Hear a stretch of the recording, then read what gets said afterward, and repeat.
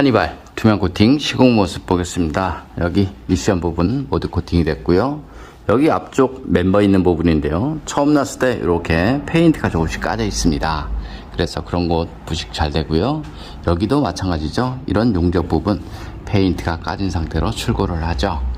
카니발 같은 경우는 여기 등속 조인트 있는 부분, 이런 부분 페인트를 칠하지 않고 출고를 하죠. 그래서 얼마 지나지 않으면 100% 부식이 날 수밖에 없다, 이렇게 보시면 됩니다. 여기는 앞바퀴 휠하우스 있는 부분 모두 코팅이 되었습니다.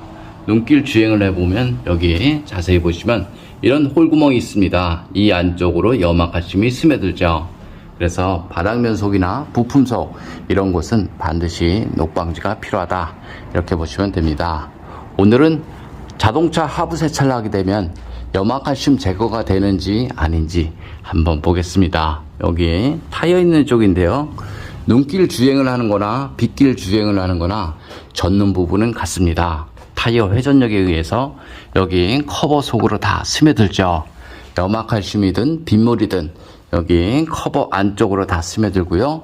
자동차 하부 세차를 하게 되면 여기 커버 겉면을 깨끗하게 닦는 것이죠.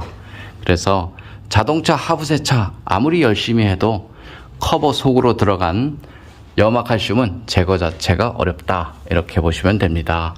어떤 분들은 염화칼슘 묻으면 하부 세차를 많이 했을 때 차량 관리 잘 된다, 이렇게들 알고 있는데요. 여기 뒤쪽 한번 보겠습니다. 여기 보시면 이런 홀구멍이 있습니다. 하부 세차를 하게 되면 물이 유입이 되죠. 여기도 홀구멍이 있고요. 그럼 이만큼 머물 수밖에 없다, 이렇게 보시면 되고요. 카니발 같은 경우는 특히 물 배수 라인이 굉장히 복잡합니다. 여기 측면 부분 마찬가지고요. 이게 물 빠지는 배수구인데요. 여기 자세히 보시면 이런 홀구멍이 있습니다. 이 안쪽으로 물이 유입이 되고요. 이쪽으로 빠져야 되죠. 그런데 이런 곳에 두껍게 코팅을 하다 보면 물 배수를 막는 경우 굉장히 많습니다.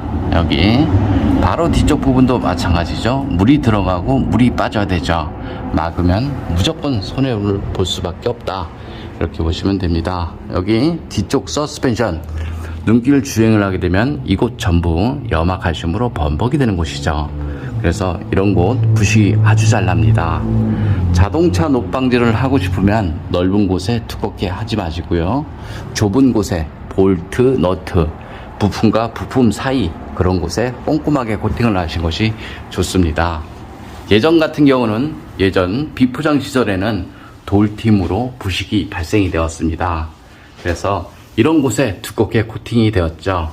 하지만 지금의 녹은 돌팀이 아니라 물팀으로 인해서 부식이 발생이 된다, 이렇게 보시면 됩니다. 물로 변한 염화칼슘이 부품 사이로 다 스며들면서 부식이 발생이 되죠.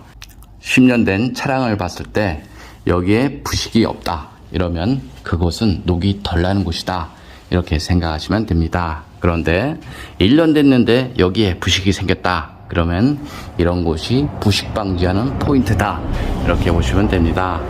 눈길 주행을 해보면 이런 홀구멍 많이 있습니다. 그래서 염화칼슘이 차체 속으로 알아서 다 들어가니까요. 차체 속은 반드시 녹방지하는 것이 좋습니다. 자동차에 물을 뿌려서 차량 관리를 한다 라고 말한 것은 처음부터 맞지 않는 말이다, 이렇게 보시면 됩니다. 철에다 물을 뿌리면 습기로 부식이 발생이 되죠.